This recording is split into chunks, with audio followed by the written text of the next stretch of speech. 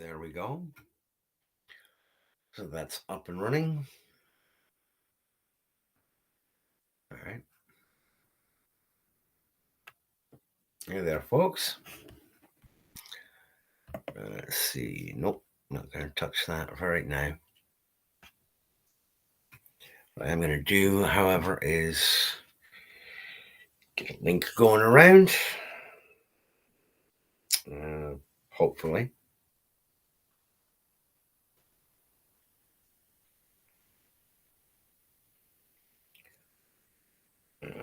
Share, copy the URL. Let's see if I am allowed to share this.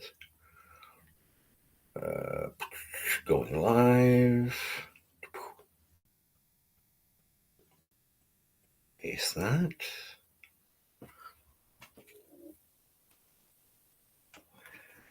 Just going to share the link out a couple of spots before I get started on my spiel for the day. I'm still relatively new there. I'm not sure if I want to. The issue for me for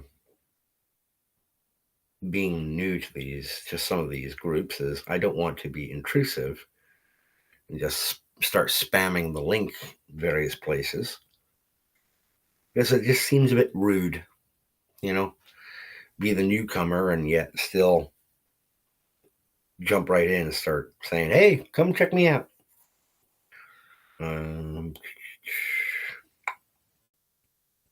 Thread only. Nope. Not welcome there. That is not welcome there. I don't want to be that prick. Text channels, emote promotes.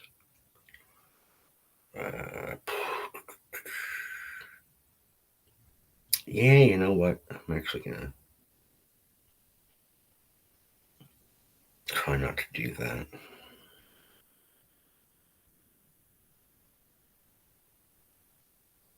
Okay, you know what? Screw it. I'll keep the spamming of the link minimal and just go to a couple of spots, because otherwise I know I'll end up ruffling some feathers.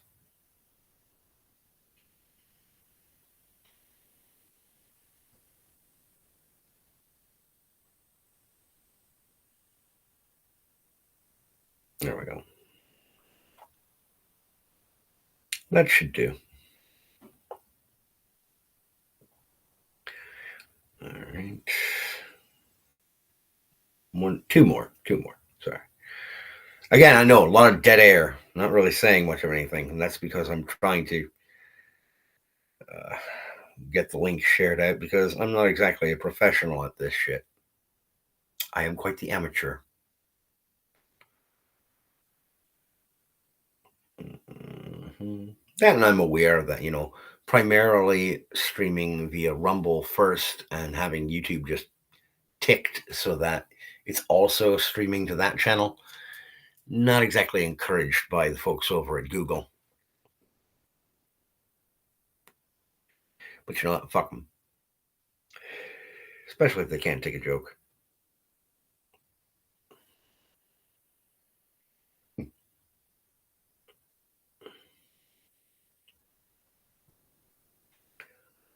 There we go. Post that. All right. So we shall see.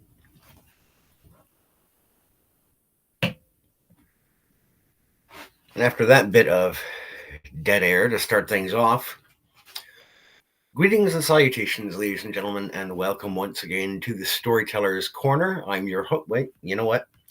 I just now realized I need to check and make sure that the mic is actually picking up anything I'm saying, because my computer has a bad habit of reducing the built-in microphone volume input back down to like 38%. Hopefully that's a bit more clear. Start over again. Sorry. Greetings and salutations, ladies and gentlemen, and welcome once again to the Storyteller's Corner. I'm your host, Joshua T. Calkins Trilogy, also known as Byron Residius in various places. As far as the Storyteller's Corner, that's the name of the Substack location. It also was originally the title of the podcast that I hosted on Podbean or Podomatic years ago when I was still trying to do a standard run of this kind of thing. Never been much successful at it, and that's largely because, for the most part, I concentrate the majority of my effort on actually putting together and writing the stories that I write. And when it comes to writing, when it comes to books, when it comes to television, film, any kind of media property, including video games nowadays, we oftentimes find ourselves looking at ongoing series, running series, and properties that span numerous years and numerous titles. There is a YouTuber who I recently became familiar with and whose material I quite enjoy, just from the limited amount that I have watched / listened to of his recently. A gentleman who goes by the name Real Life Fake Wizard. And his primary bone of contention and focus is actually a similar focus to my own. Storytelling, the art of narrative, how to convey a tale, whether it be in fantasy, science fiction. I don't think I've seen him mention anything in a horror realm, at least not as yet, but he's been doing this for a while, so perhaps I just have some material to catch up on. I don't know. But there is a tendency, and oh, by the way, yes, you'll notice once again wearing the Eagles sweater. Longtime fan since the days of Randall Cunningham, so I don't want to hear anybody say, oh, you're just a bandwagon fan. Nah, buddy boy. I was quite happy when St. Nick finally brought the Lombardi home to Philadelphia. Well, I say home, but I'm not from there. I'm from Buffalo, New York. Poor Josh Allen. At least he got the MVP nod, which he much deserved. That's a whole other area of interest for me, though, and not what you're here for. In books, we have always had a tendency, particularly in science fiction and fantasy genres, to have long-running series of titles that comprise an entire world-building lore. One of the most famous examples, of course, is J.R.R. Tolkien's Lord of the Rings series.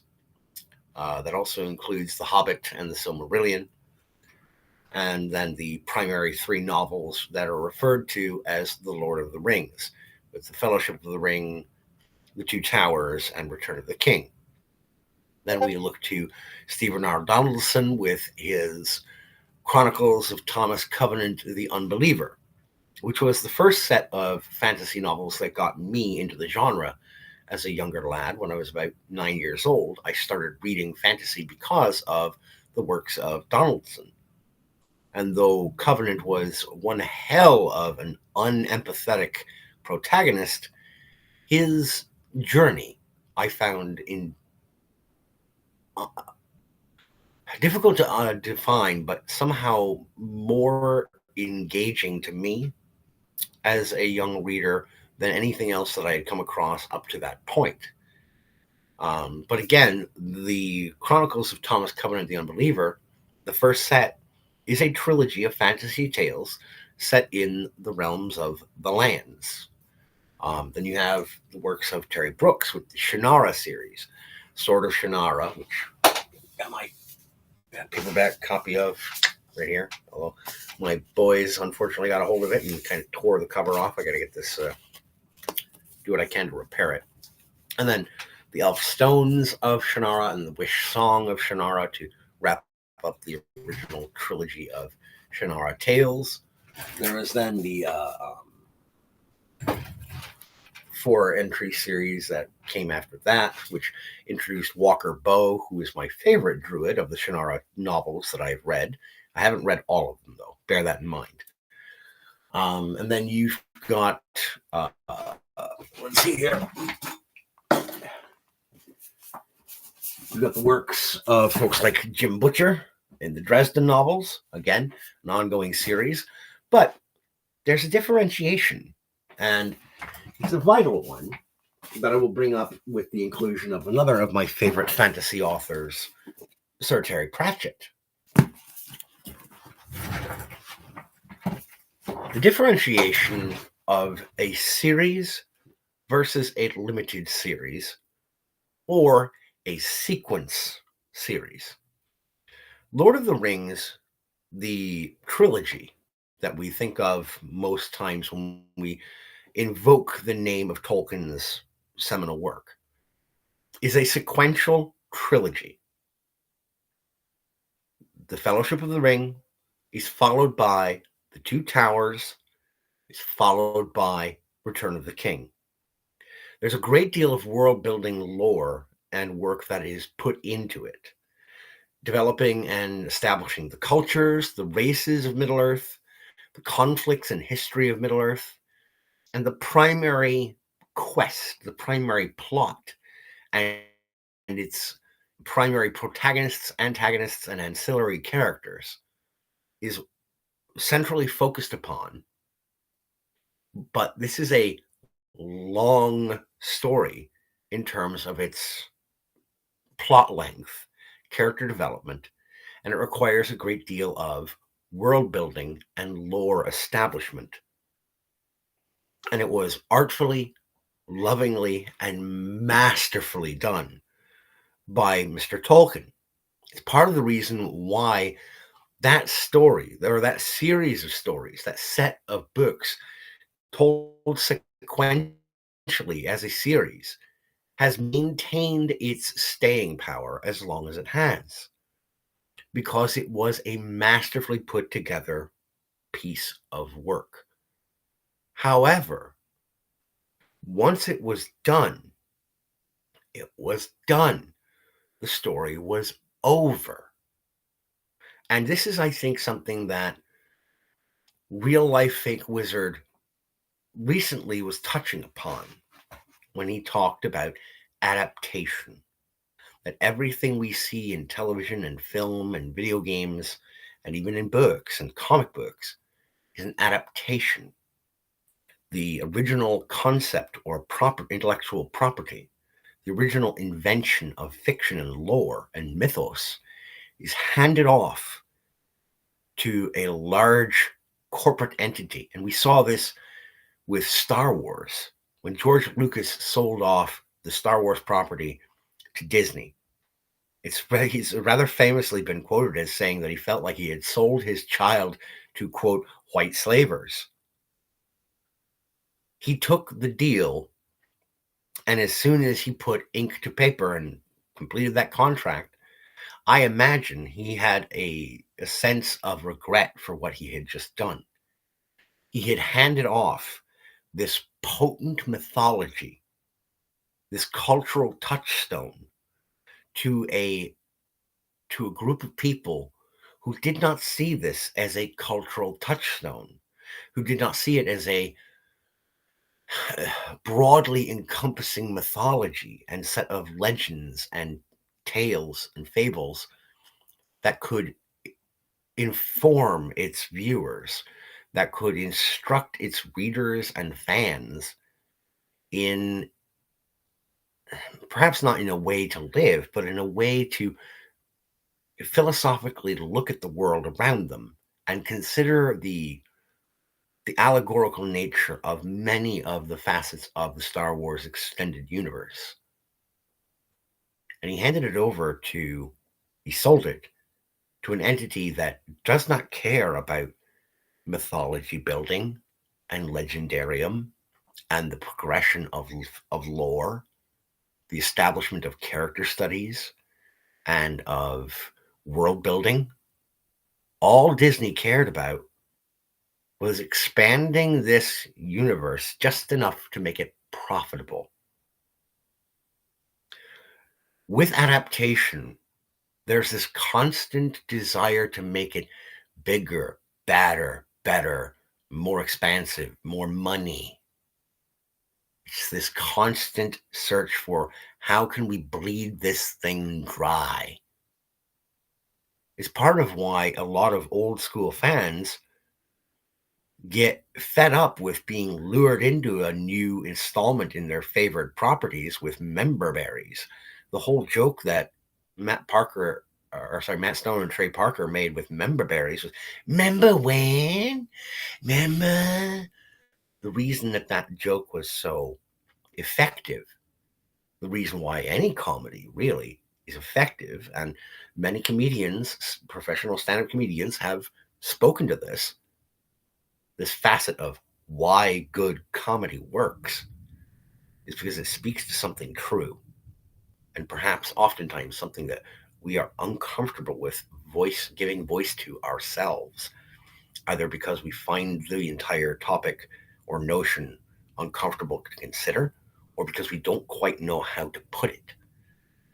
Comedy adds a twist of the absurd in order to make it palatable and allow us to really engage with the thought process of, this is true, isn't it? Part of the reason that joke worked so well for South Park is because it spoke to a true thing, that we are wrapped in our nostalgia. Real Life Fake Wizard put it as, we are attached and obsessed with our toys. We don't want to let them go. Now, this is not, he's not speaking to some kind of callow or thoughtless selfishness, which is a component of some human behavior and impulses. Yes, we don't want to throw our toys away. We want to be able to continue to play with them and enjoy them. But moreover, it speaks to something that is definitively human. We value our myths and our legends, our legendarium, our fables and folklore as tightly as we do. We, and we cling to them tightest when they speak to something fundamentally human and true about us, about our world, about our lives. One of the reasons why kids my age, or I say kids, I'm fucking 42, I'm not a kid.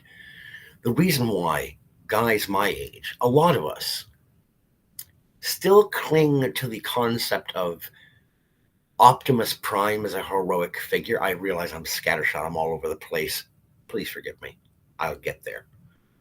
Part of the reason why I personally cling to Peter Cullen's portrayal of Optimus Prime as a heroic figure is because he was self-sacrificing. He did not engage with violence first always. He tried to find another way to resolve conflicts and situations that didn't automatically or necessarily involve engaging in violence. But he would, if necessary, against Megatron and the Decepticons. But his first priority in almost every battle, in every episode of Generation 1 Transformers, was evacuate the humans, minimize damage, and then we'll deal with the Decepticons. That requires a certain degree of self-control. Now, as a child, you're not necessarily thinking about that, but it is being portrayed for you on screen that here is an optimally masculine leader character who is portraying for the audience, for kids, the concept of measured restraint in leadership and prioritizing the safety of unwitting and unwilling civilians, minimizing damage while maintaining control and victory. That is a heroic character. And when he had to, he would throw himself front first into the fray, into the battle against whatever foe came his way. In the famous slash infamous animated film, when the Decepticons had breached Autobot City, he transformed into his rig mode and fucking plowed into a bunch of Decepticons himself face first. He threw himself into the fray, particularly against the unfortunate Insecticons, one of whom he crushed its head unit under his wheel. I love that moment. Can't even remember I think it may have been Shrapnel or Scrapnel. I can't remember which Insecticon. It was the Beetle. But he pulverized that guy. Just a couple of seconds. It was vicious, visceral. But I'm spurging out a little bit.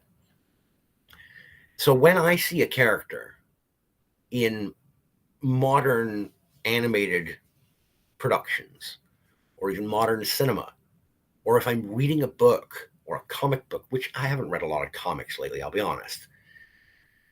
If I am looking at a heroic, masculine leader character, I want to see traits reminiscent of Optimus Prime. Why? Because that mode of leadership and presence of character, that self-sacrificing yet cautious and tempered powerhouse character, was imprinted on me as a kid as a positive role model. I can't say with absolute authority that that is the best way to be a leader, but damned if I was not impressed and awe-inspired by Optimus Prime as that presentation of character. Nowadays, they've ripped away a lot of the facets of, in our fiction, in our legends of the modern era. They've ripped away anything that could speak to those facets of personality when giving us leading characters. So when some character is portrayed even vaguely similar to that version of Optimus, it speaks to me. And that was the trick that Michael Bay employed with his first live action adaptation of the Transformers. How did he do it? He got the original voice, Peter Cullen, to sign on to once again voice Optimus Prime. He has a quite identifiable voice. And I remember, God, how long has it been that those live action films have been running now? But I remember when the trailer first came on television for that first movie, I wasn't looking at it. I heard Optimus and I immediately whipped my head around to look at my television. Because remember member berries. It's a truism. South Park got that joke dead on. It's an adaptation, though, and much like Real Life Fake Wizard, what he was talking about in his video about adaptation, that it's almost robbery of our beloved properties and franchises and our lore, our legends. Is I watched that movie, I was engaged, I was sold on it, based on something that was from my past. Michael Bay's Transformers Optimus Prime was not my Optimus Prime. But there was just enough of a nugget of him in there that pulled me in. Why'd they do that? To get my ass in the seat in the theater. Of course. I'll be right back, folks. I gotta hit the bathroom.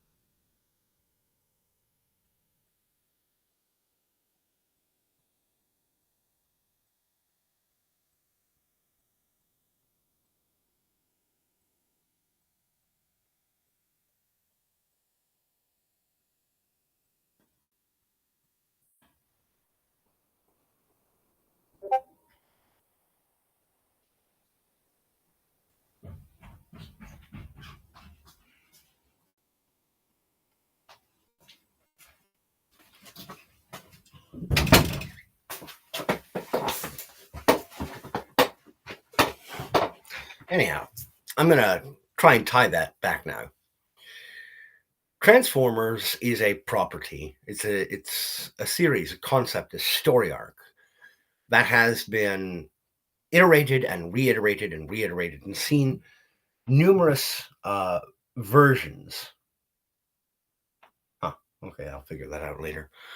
Numerous versions have been produced over the years since its first appearance in the G.I. Joe comic books back in the 80s. And these characters have been rebranded, represented, altered, readapted into various series, limited series, but not all of them were intended to be limited. The original Generation 1 Transformers animated program was intended to be an ongoing series, and it did go on for a decent while until the animated film. Hasbro wanted to introduce new characters because they were introducing new figures, new toys. What a lot of people are not familiar with is that the animated series followed the production of the toys, not the other way around. Hasbro gave the green light on pretty much everything that happened in that animated film, including the death of Optimus Prime. Now, that's kind of a misnomer because in the comics, Optimus has died a lot. He's one of the most death-prone protagonists in all of modern fiction, really. He just keeps coming back. But the way it ran back then for Transformers and with Hasbro was that because Hasbro wanted to introduce new toys to get new consumers, a fresh batch of kids hooked into the property, and they were coming up with these new designs, they needed to introduce new characters into the film, thus resulting in the death of Optimus Prime and the rise of Hot Rod, or Rodimus Prime. Ultra Magnus, as well as Springer and RC, the Junkticons. How did I go from talking about Terry Brooks and Terry Pratchett, Jim Butcher, talking about Transformers? I'm talking about series. Hey, Lucian. That's a bit of sarcasm on your part. Thanks for the heads up in that I didn't say anything. Sorry about that. I wasn't 100% sure I'd even be doing a show today of my own. I was just I was riding the fence on whether or not I was going to or not, but here I am. So when Real Life Fake Wizard talks about everything being an adaptation, he's not wrong, but I think he perhaps overstates the permanence of the problem, or even that it necessarily has to be a problem.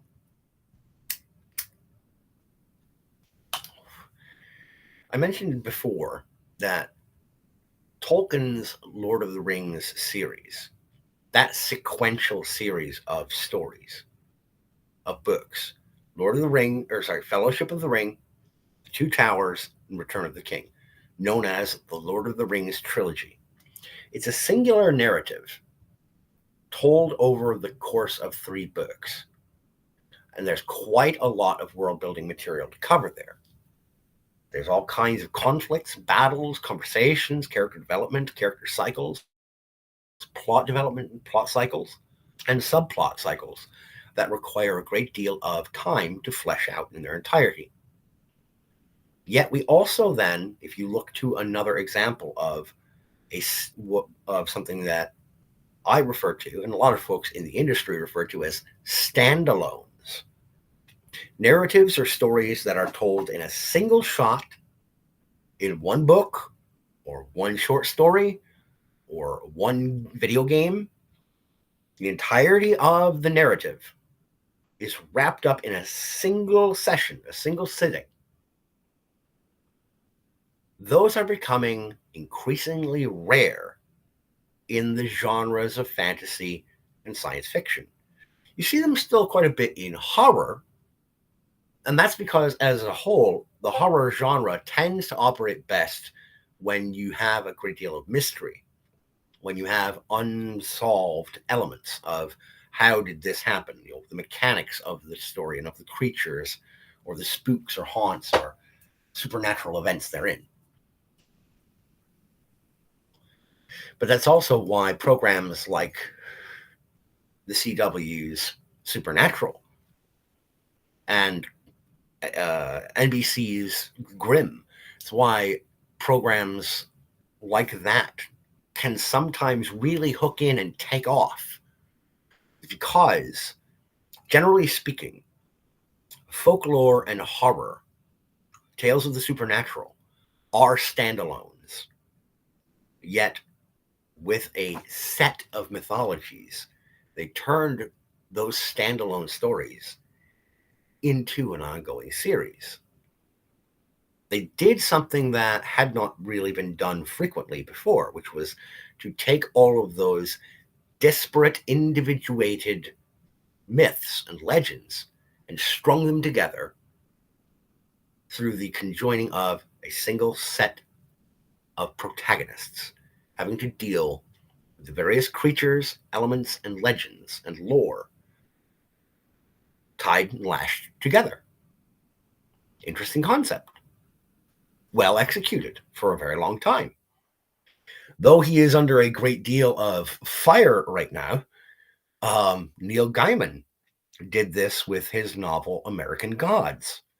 He took classical, long-standing mythologies, particularly Norse mythology, and represented those old legends and myths in a new framework.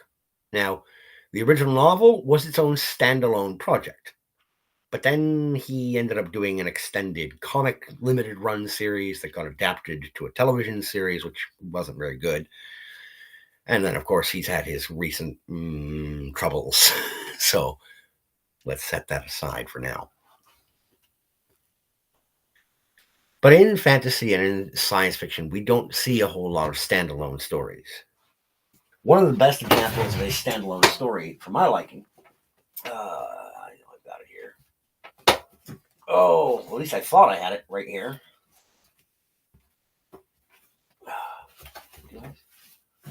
Nope, here it is. Hold up.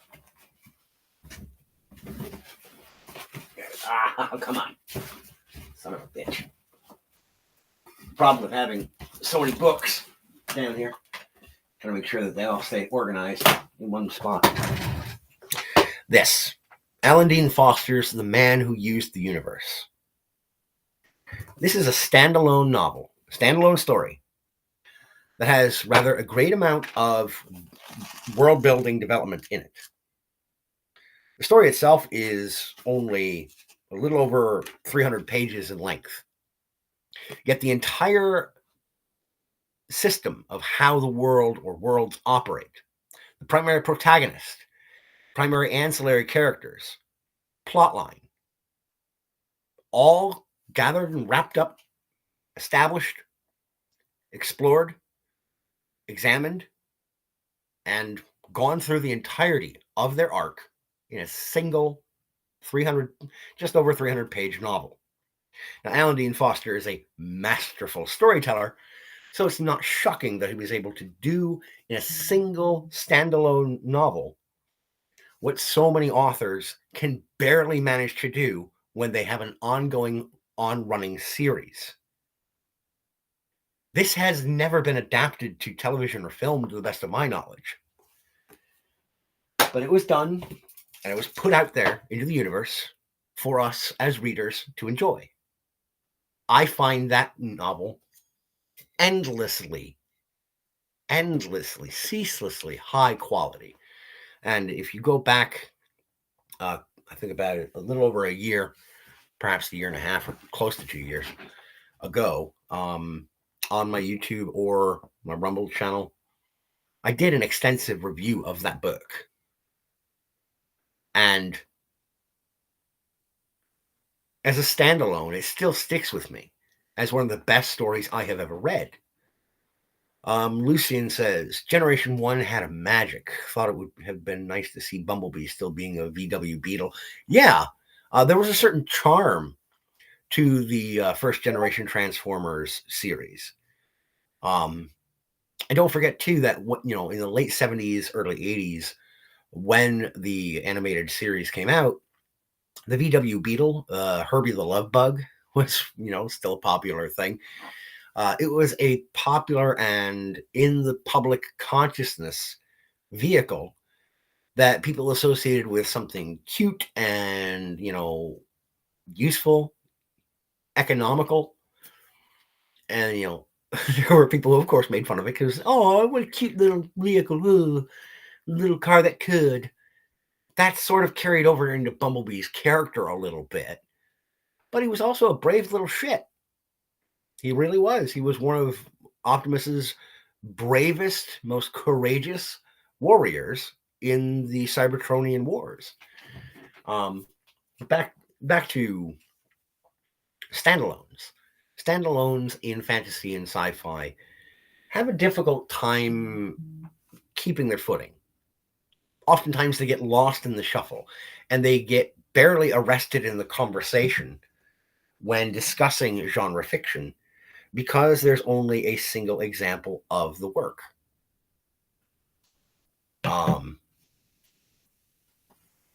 Bumblebee was a hard ass. He could take quite the beating and he would keep coming back. Again, that courage. And that was an aspect of his characterization that is really lost in a lot of modern media. You've got characters who are like Bumblebee, like Optimus, are willing to engage in acts of self-sacrifice for the betterment of their fellow soldiers, their fellow man, those who are less capable and less powerful than they are, but they do it because it's the right thing to do. Again, I'm kind of going off into ethics versus ethics and morality of characters versus talking about series or standalones runs and world building. I'm kind of all over the place. I'm trying to stay focused here. Sorry. It's rather difficult because my brain doesn't like to stay focused in a singular line. What I was getting at with standalones. A standalone story has a difficult time standing out in fantasy or sci-fi. We think of successful or popular science fiction stories or properties. What are a few things that come to mind for you as a viewer, as a member of the reading or viewing public? Well, Star Wars, Star Trek, Doctor Who, perhaps Ender's Game from Orson Scott Card. You could look to Transformers because that is science fiction. In terms of books and animated projects or films and television, those are what come to mind.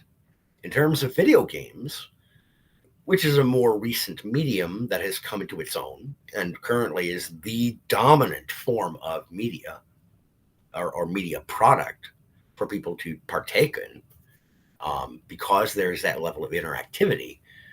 You look at things like Dead Space. You would look at things like some of the Warhammer 40K, like Space Marine 2. That's a big current example. You look at things like Mass Effect, which, I really am not looking forward to Mass Effect 5 if what happened to Dragon Age is anything to go off of. Mass Effect is a science fiction story that was a singular narrative told over 3 game installments. It was a series, but it was a limited run series. And it was gorgeously put together. Everything from the world building, the primary protagonists, and their character arcs and characterizations, to the primary plot line, the mechanics, interplay of that world was all beautifully crafted and put together. Regardless of what a lot of folks, myself included, may want to grumble about when it comes to the conclusion of the third and final game, yes, they botched the finale quite badly. And I would recommend, if you haven't played those games in a while, go back, and when you get to the third game, save before you get into the final conversation with the Reaper spirit, like, the mind of the Reaper presenting itself to you as like this glowing outline of a child. Try shooting the child. You'll get a very weird, special, hidden ending. Wherein Liara Tassoni leaves behind a voice record basically saying, "We fucked up." Weird, awful, but awesome in its own right as well. But it was a limited run. The narrative of Mass Effect was powerful. It was beautifully done. I don't know about a lot of folks, but I, for one, would have been happy with just that. Now, I understand that there's going to be folks who are going to scream for my head. How could you not want more? Because more is not always better. It's just not. You don't have to keep expanding. This was something that Real Life Fake Wizard absolutely got right. He banged it on the head, and I cannot stress enough how much I love that he got this right, at least, or rather, okay.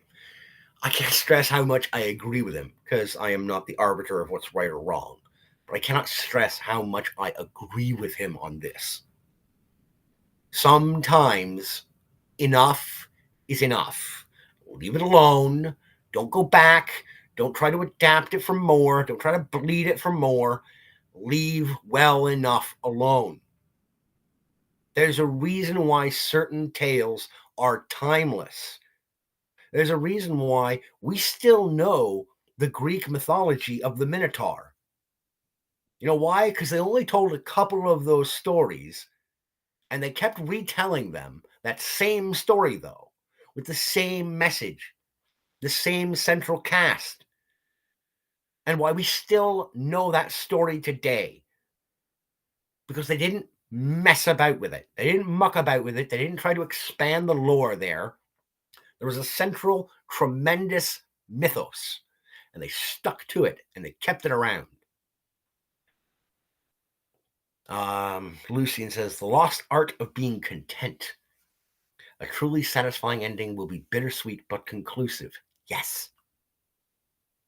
All good things must end. The greatest things are those which are finite.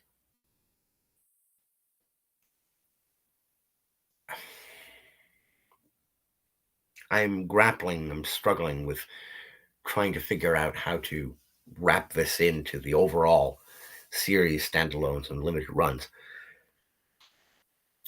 The Mass Effect trilogy could have been left alone. The Legendary Edition brought out with all of its DLC attached, and that would have been good enough. We didn't need Andromeda. It was unnecessary. But they wanted more money. And they figured, we've got this framework. We've got this skeletal-muscular structure that we can build on top of to craft a new narrative set in a different direction, but predicated on this solid foundation. Andromeda was shit. I'm sorry. It was shit. What I enjoyed about Andromeda was the versatility of your class system for your primary character, for Ryder.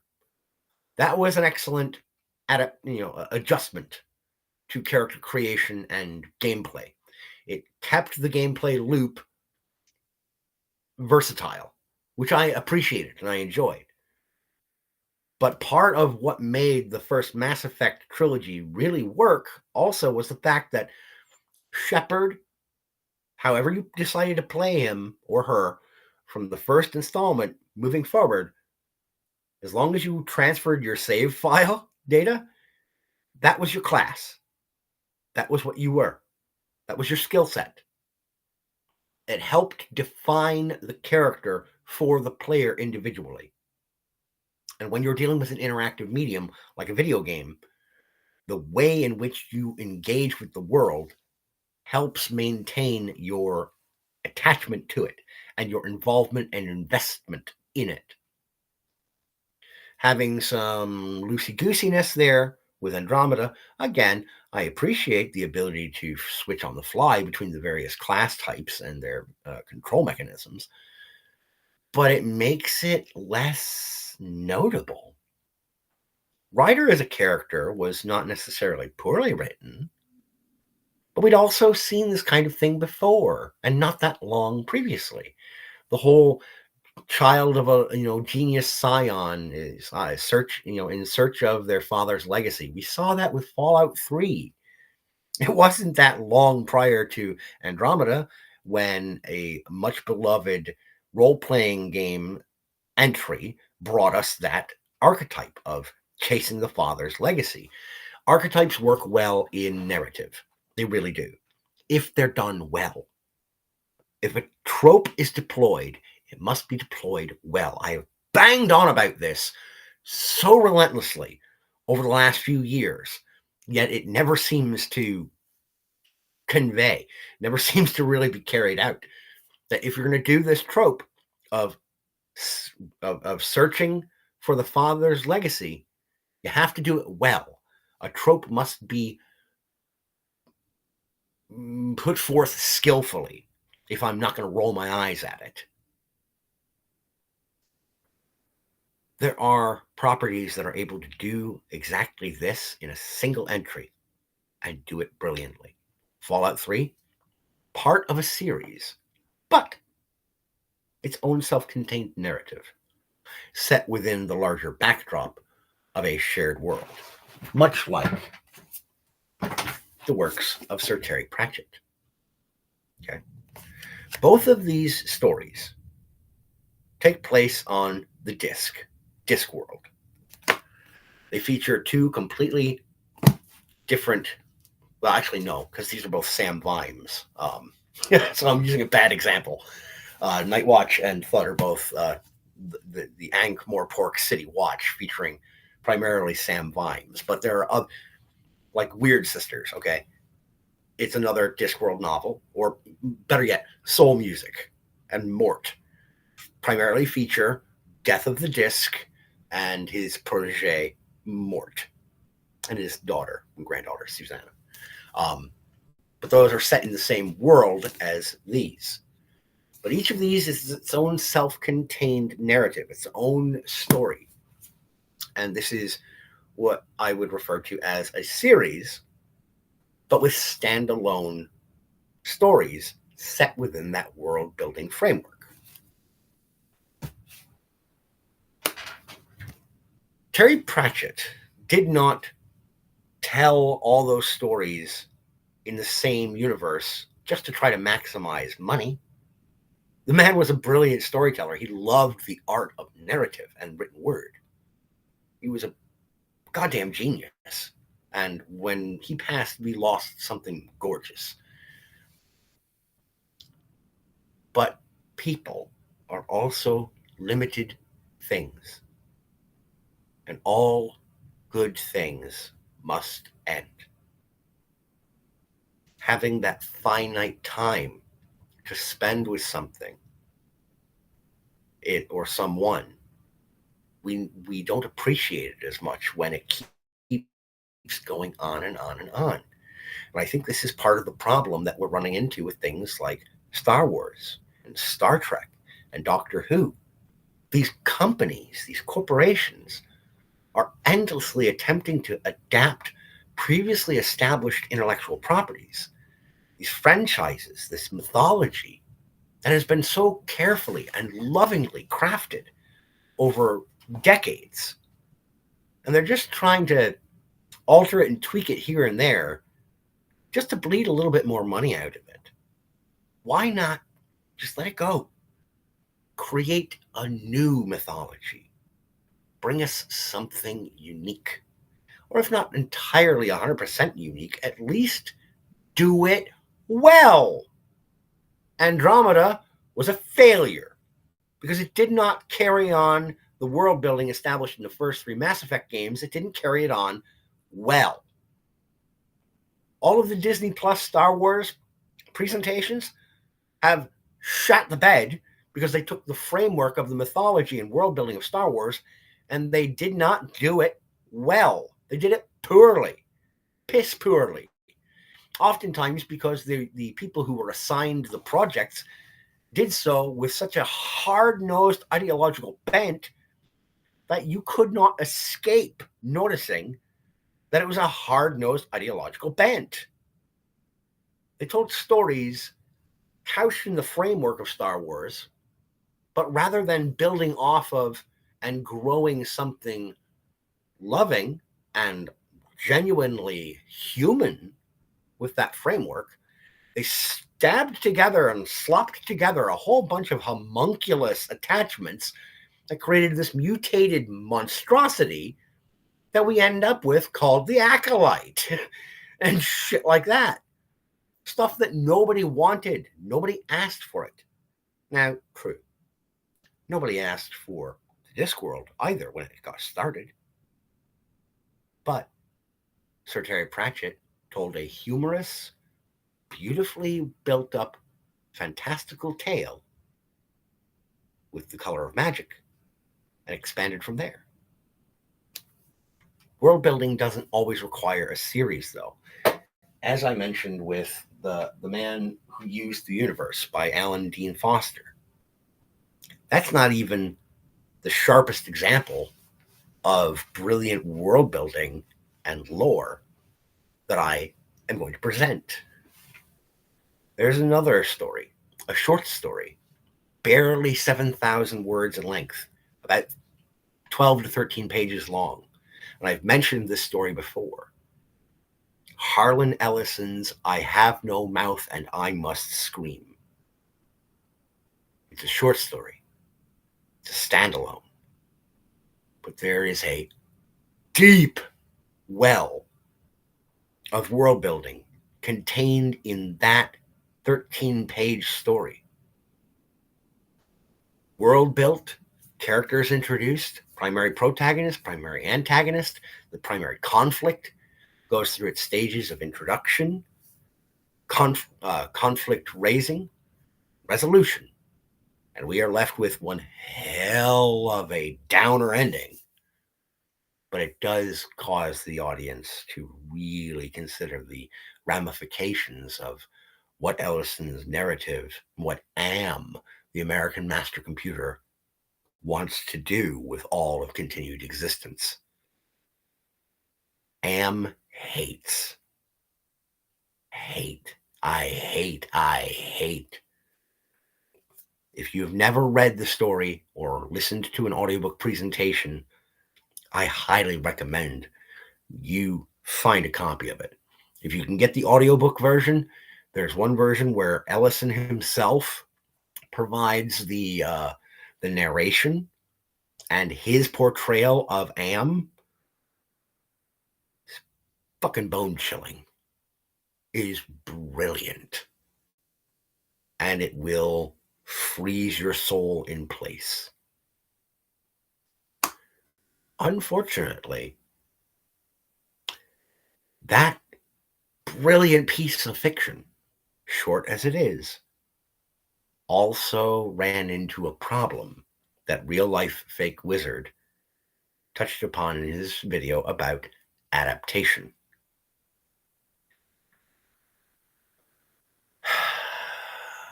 Because there was an adaptation of I Have No Mouth and I Must Scream. But it was a point-and-click adventure style video game. And it was done very well. And do you know why it was done very well? Because Harlan Ellison himself helped work on the game.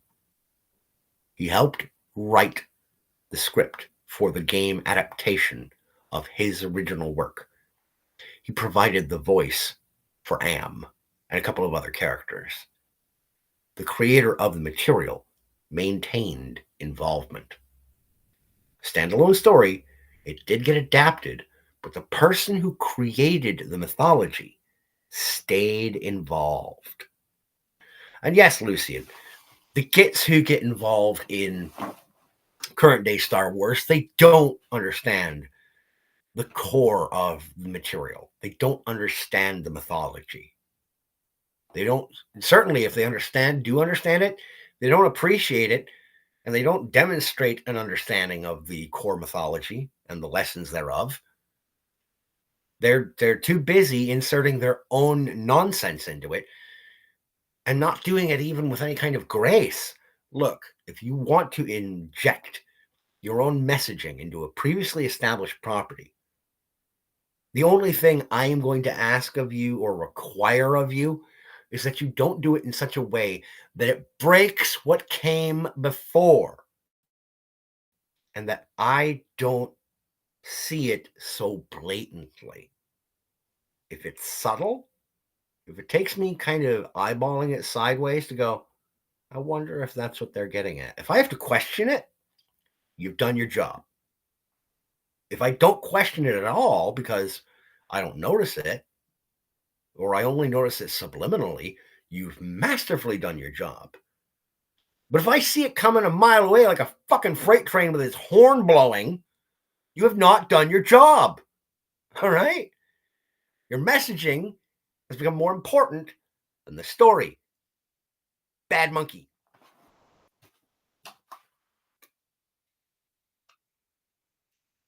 God, I am all over the place today. If you go back and watch this in retrospect, you're going to see, folks, I didn't really stay very focused. I was jumping all over the place. I had a game plan and then just, whoo. Yes, his cold read of the monologues. Oh my God.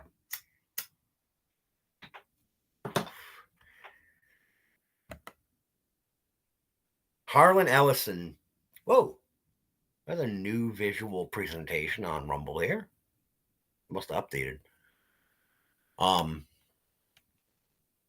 Yeah, Ellison's readings of the Am monologues are, whoo, you want to chill. That'll do it.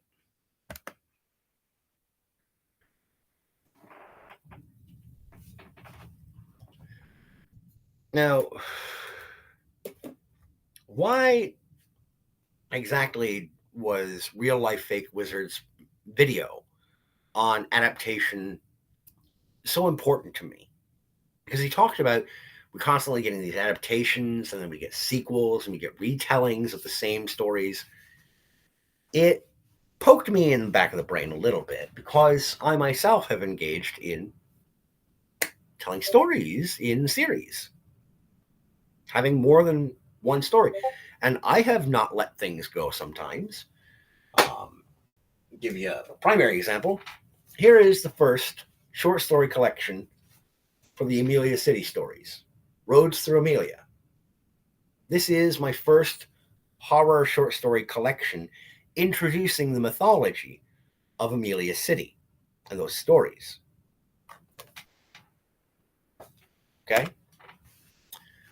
And then we've got the second one, which you will see now, in the upper corner here. In Amelia, We Do Not Trust. That is the second collection of Amelia City horror short stories. Again, that is out there on the market. I don't have a physical copy here in my office. But that is a ongoing installment in a series. You know, I did not leave well enough alone. I kept going because I had more stories to tell, more mythology to introduce within the confines of that world building, that mythology. And then most recently, now available for sale on Amazon.com or, other places, Barnes & Noble as well, is The Justice of Amelia. the most recent, the latest installment in the Amelia City Stories series of horror short stories. I have worked in series, ongoing series, for much of my career as a storyteller. My Templarian Tales fantasy series, has been ongoing for a number of years. I started my career as an author with Damnation of the Realm, Freedom of the Fire, Volume 1. And then The Dread Knight's Redemption, Freedom of the Fire, Volume 2. And then A Hunter and His Prey, and then Glove of Shadows, which I am introducing chapter by chapter at thestorytellerscorner.substack.com. So head on over there and you can read it. I also engage in series. However, this is a standalone story inside the framework of the Templarian Tales. And yes, there's Or Else, Lucian, which is a standalone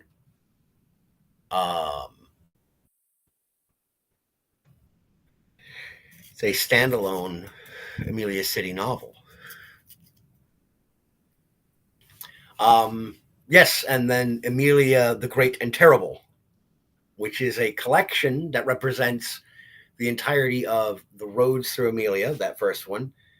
In Amelia We Do Not Trust, and a set of stories that have not appeared anywhere else, origin stories for the strangers. Those stories are only in Amelia the Great and Terrible. I had originally wanted to publish those stranger origin tales as their own collection, but I did not personally believe that altogether it would have been long enough or large enough in length to warrant its own publication as a separate anthology. So I compiled them all together into Amelia the Great and Terrible. Amelia the Gin and Tonic. Nice. And Or Else is its own standalone story within the confines or framework of the Amelia City mythology.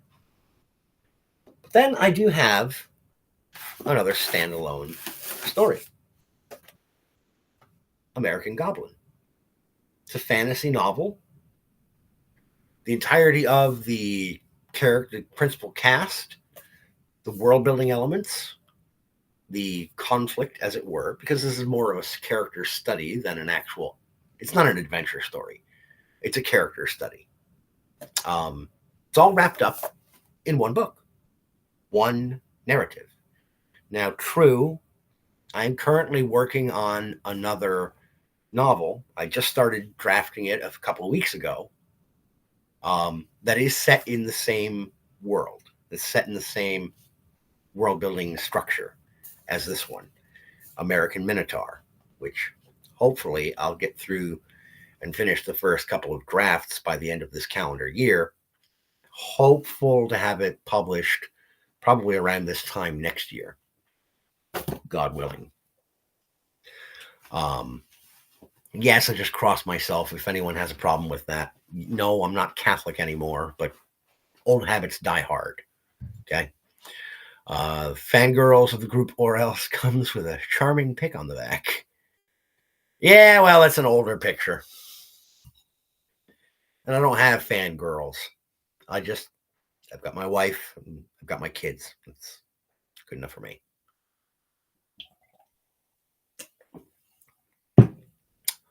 But what I'm trying to get at with all of this is that adaptation, while it does carry its negatives with it, lots of them, I've banged on about several of them already, and so did Real Life Fake Wizard, talking about the quality of our stories just denigrating, just dissolving, entry after entry, sequel after sequel, series after series. The quality of the characters has been reduced. The quality of the narratives has been reduced. even the even the production quality has nosedived on a lot of these things. Like the visuals for, let's take for instance, Dragon Age. The first Dragon Age game, Dragon Age Origins, was gritty, it was grim, it was dark, it was fantasy in a unpleasant kind of framework. It was dark, it was unpleasant. It was what many would refer to nowadays as grim, dark fantasy. Think about the visual presentation and the characterization of the world in which that first game was set. Ferelden was a dingy place in most locations. If you were of the lower or even middle kind of class, as like a tradesman, you lived in fairly piss poor conditions. But then you look at something like Veilguard, where everything's bright and colorful and beautiful and pretty. No! That's not what this is supposed to be. You've destroyed the aesthetic. This is obviously much more important for a audiovisual media like video games as opposed to the realm of books, which I'm much more versed in. But I'm not unfamiliar with video games. I've been playing them since Pong. Well, actually, not Pong, Pac-Man and Donkey Kong. But my point being, when you dramatically change the tone and the aesthetic from the core build of your world building mythology, and you completely alter the aesthetics and the character designs and the characterization, when you shift the culture completely to be unrecognizable from one installment to another, a big reason you're going to get so much pushback and backlash from the longtime fans is because not just because you failed the memberberry check, but also because you're being immensely inconsistent. Why did the tone and the aesthetic change? If you can give us some kind of in-universe explanation, we might accept it. We're much more likely to accept it when we finally get around to Veilguard. Lucian says, the quality has dropped not just because of middle management bloat. There's a loss of talent and how things get censored. Yes, these are also factors that are at play in video games and in film and television. When you lose the talent, you lose the people who were guiding the mythology. The caretakers of the lore, they're gone. They have shifted. Using Transformers, once again, we'll roll it back. And again, I'm going to tie in real life fake wizard to this. And I hope he's not pissed off if he sees this or listens to it at some later point. He pointed out that the current role of the people working on these properties is not creator, it's caretaker. These people they're just caretakers for the mythology, and they're not taking very good care of it. They are introducing elements into it and shifting the aesthetics such that by the time we get to their version of a finished product set within that mythos, it's almost unrecognizable to us because it's no longer the same people creating it. That's why, as I mentioned before, Harlan Ellison's I Have No Mouth and I Must Scream, the video game for PC, it was the exact spirit of his original 13-page short story because the creator, the talent who made that mythology was still attached to it. He was still involved. It's why as much shit as even people like me gave the prequel trilogy in Star Wars back in the day when it first came out, I gave it a lot of shit, but I still accepted it. and I liked it. I enjoyed it. Part of the reason was I was, already a teenager. But I accepted too. Well, I think I was. When did the Phantom Menace come out? I may have only been like 11. Let me look that up real quick. I'm 42, so I'm just, memory's not great. Give me one moment.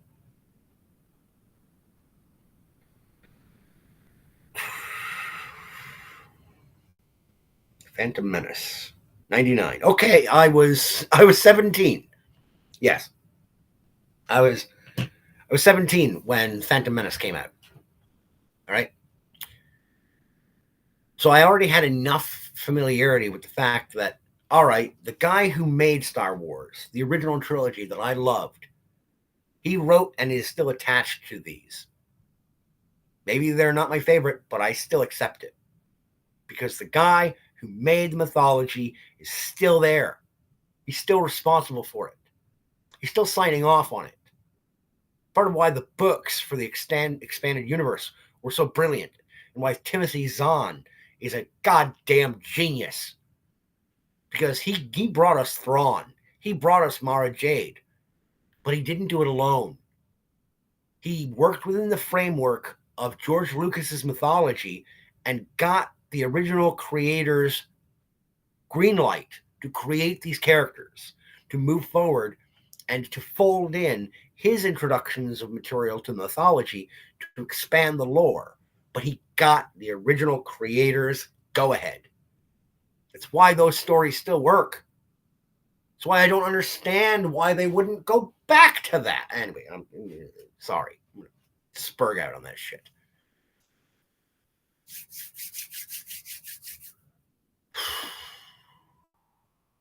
I should probably wrap up here soon so that I can get lunch and then get my little one up from her nap, because I've been on this I've been at this close to an hour and 20 minutes. I don't like her taking too long a nap, because then she'll be really fussy later on for my wife, and I don't want my wife having to worry about that when she gets home. But Real Life Fake Wizard, he got it dead on. I've heard of Discworld Noir, never played it. What he was getting at was the stewards. That's the term he used for it. Is that he didn't use the word caretakers. He used the term stewards. The stewards of these beloved properties are not stewarding them well. They don't care to steward them well. They just want to maximize their money. Maximizing it means not only getting a ton of sales from a single entry into the series, it means trying to stretch it out as much as humanly possible, or inhumanly possible. It means trying to create a new adaptation of that franchise and laser target it at a niche audience in an attempt to capture their attention and their money and get them on board to purchase the other products within the hemisphere of that niche presentation. Do you really think the folks at EA were not hoping to get the whole LGBTQIA plus LMNOP community? Do you think they didn't care to try and get those people to purchase the older games in the series? That's part of the reason why they kowtow and basically just try to serve this shit up specifically to and pander to a niche audience. It's not just that they're hoping to sell to that niche audience that specific entry.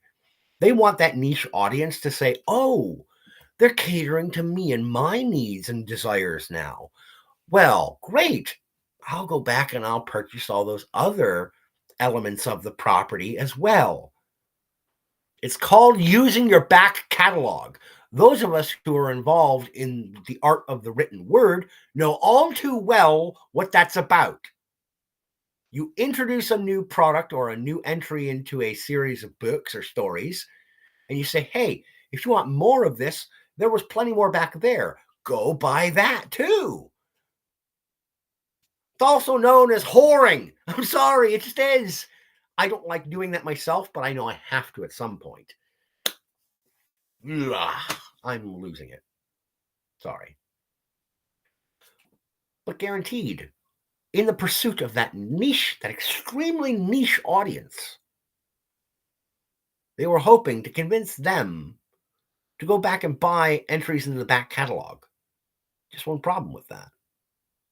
Firstly, they already had a chance to play those prior entries. It's not the same as a book or a movie. Most people, when it comes to video games as a medium, they're not going to give a shit because those older games have lower visual fidelity, they have lower audible fidelity, they've been covered to death over the last 10 to 15 years, and chances are they might not have access to hardware that can play that software. Much as I love video games, this is part of why, on the whole, they don't have the same staying power as a book, as a movie, as a television show, or as a comic book. This is also why digital only is a terrible idea, because that stuff can get wiped out with a glitch. It can be fucked with, edited, adapted, changed through patches and updates, and you wouldn't be any the wiser.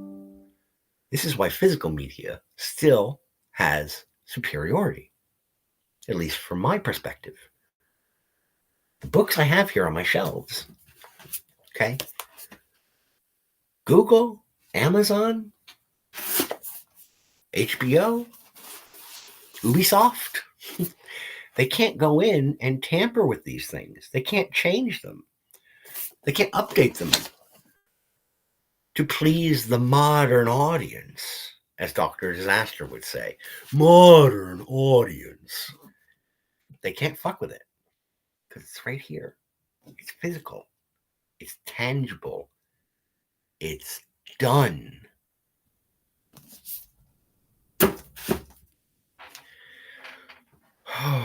Okay. No, I'm gonna get going now.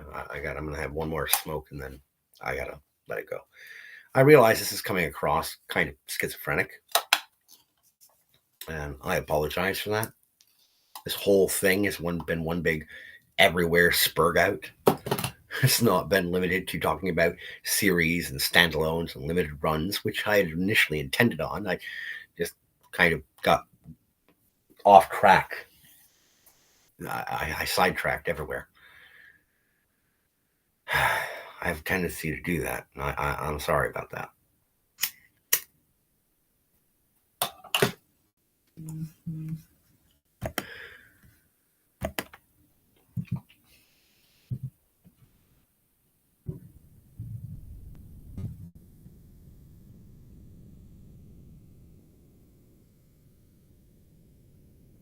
Okay. Oh, shit. But yeah, the PlayStation nonsense with PSN, PlayStation Network going down.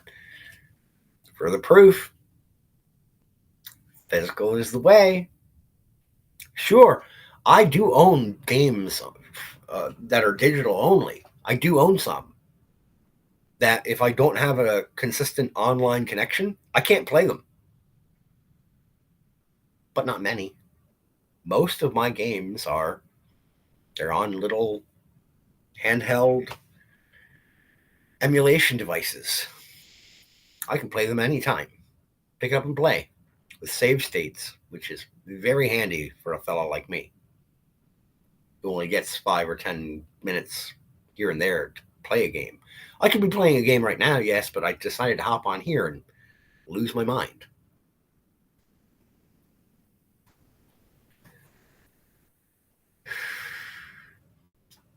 If you're watching this later on in a rebroadcast or restream, and you're from one of the Discord groups that I recently joined, I just want to convey that I'm not normally like this. or at least I try not to be. I try to be a little bit more focused, a little bit more centered. Some days are harder than others to stay centered, though. Lucian can tell you that. He's been watching my material for long enough that I'm fairly certain he could let you know. Yeah, he's not usually so scattershot, birdshot like this, but it does happen. I won't deny that. Anyhow, Lucian, since you're the only fella who's been chit chatting, chiming in, do you have any questions for me before I go? By the way, there are others watching on Rumble right now and on YouTube. Any of you folks, if you have a question, you can ask.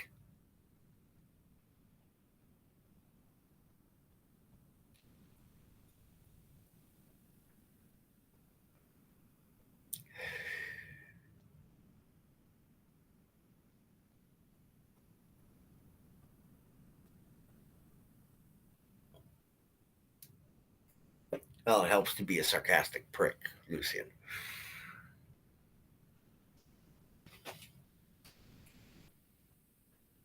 But that's genuine. If you have any questions, if you're watching right now,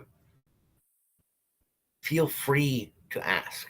I know I go on long-winded rants and rampages here, but consider all the dead air that was at the front of this video. So, hey, I'm just making up for lost time, I guess.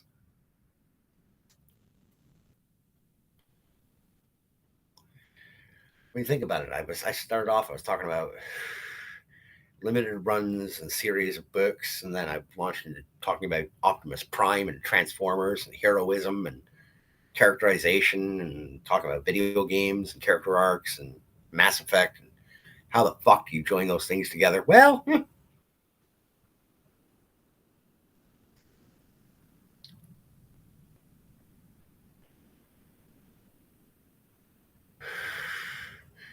yes, I should flog them.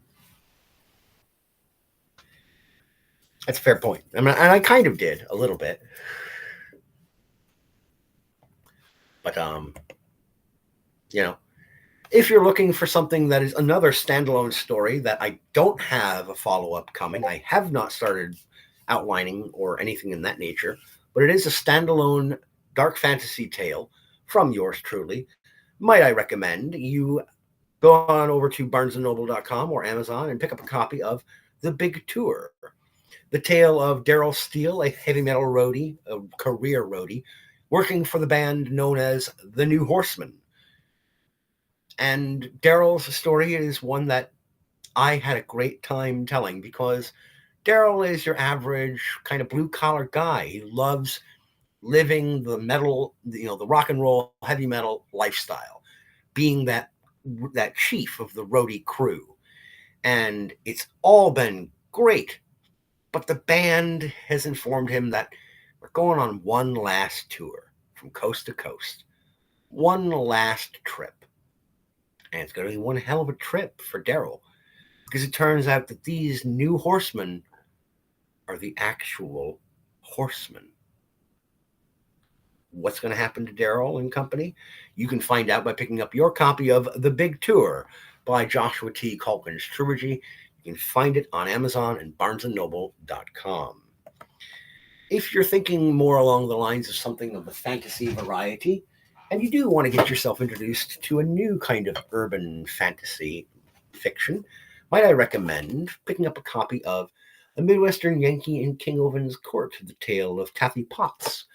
If you're interested in getting kind of a preview of this story, you can go into the archives of this Rumble/YouTube channel, and you can find me presenting the first 10 chapters in audiobook/read aloud format right here on the Rumble channel. And if that piques your interest and you enjoy the first story or entry in Kathy's overall tale, you may enjoy the follow-up, The Chained One, which is the second Kathy Potts adventure, when she returns to the lands of Aether, the realm of the Fae. And there is the third and final entry in the series, Kingdom No More, wherein the realms of the realms of Aether come under threat, and Cathy is called upon once more by Sir Daggero and the King Oven, the Fairy King, to try and rescue the realms of Aether from a creature that refers to itself, or that is referred to merely as the Destroyer.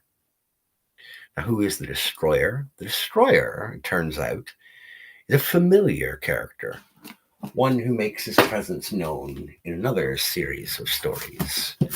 An unpleasant place he comes from, a place known as Amelia City. The justice of Amelia is not your usual kind of justice. It is poetic justice. And Lord Quoth wants you to know exactly what justice looks like at the hands of Amelia.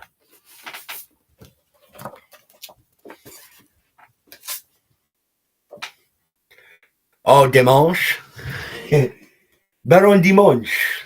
He is the little brother of Baron Samedi. Baron Samedi, known in the Vaudon literature and folklore as Baron Saturday, Baron Dimanche is Lord Sunday, the younger brother. But he does his own thing, yes, involved as he is with the law. It's Dimanche, because it's French. Baron Samedi is Baron Saturday. Baron Dimanche is Baron Sunday, the younger brother of Baron Samedi. I don't know if Baron Dimanche is an actual thing in Loa folklore and mythology. I don't know, because I'm only tangentially and surface level familiar with Vaudon culture and mythology. Enough that I've tried to treat it with the amount of respect that is due from a neophyte. But that's also why I don't deeply involve the Loa and Vaudon mythology in the Cathy Potts stories. I touch upon it faintly by having the character of Baron Dimanche present, and he is an original character within the confines of that world-building mechanism. But anyhow, that's going to do it for me for now, ladies and gentlemen. Oh, and if you are looking for a different type of standalone fantasy, more in the line of urban fantasy, which is fantasy elements couched within our real world and what that kind of world would look like, you might be interested in the story of one Crick Solomon. He is a goblin, yes, but he's not your typical knife-wielding, backstabbing, tribalist kind of murderous goblin. No, he is an American goblin. Available now at Amazon.com or at BarnesandNoble.com. Grab your copy today. Ladies and gentlemen, that spiel is over with. Thank you so much for joining me here today.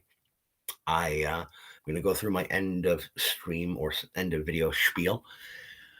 I thank you for joining me. I thank you for watching and listening. I ask that you take the opportunity to visit thestorytellerscorner.substack.com for my works. However, if you're going to go to Substack, generally speaking, there are a ton of other wonderfully talented storytellers on there, from Catherine Elaine to Jonathan Delp, who tells the Stomp Roams vignettes, which is a wonderfully put together, skillfully told series of stories featuring Stomp, who is he's a Sasquatch, and he's trying to find his people. And that's a really gorgeously put together series of shorts that he's been working on over the last couple of years. Give him some support, give him some kudos, give him a subscription if you have a Substack account.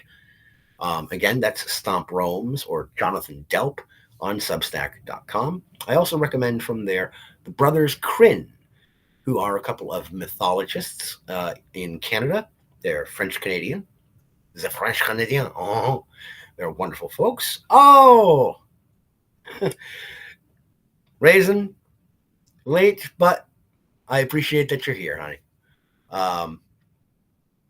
But yeah, I will try to catch up with you later, Chris, or Raisin, and we'll chit chat later on. But anyhow, yes, back to the Brothers Quinn. I also heartily recommend giving them a follow on Substack. They put together some really thought-provoking essays regarding some of our modern literature and films and television series, mostly film. And the two of them, there's a reason it's called the Brothers Quinn. It's two brothers working on that Substack jointly. I don't know if it's Joe or the other Quinn brother who does the Star Wars essays, but very thoughtful stuff. I would highly recommend delving into his perspective and looking into the mythology of Star Wars, if that's your kind of thing. But other than that, ladies and gentlemen, I'm going to wrap it up and say thank you for listening. I ask that you take care of yourselves. And as always, keep reading.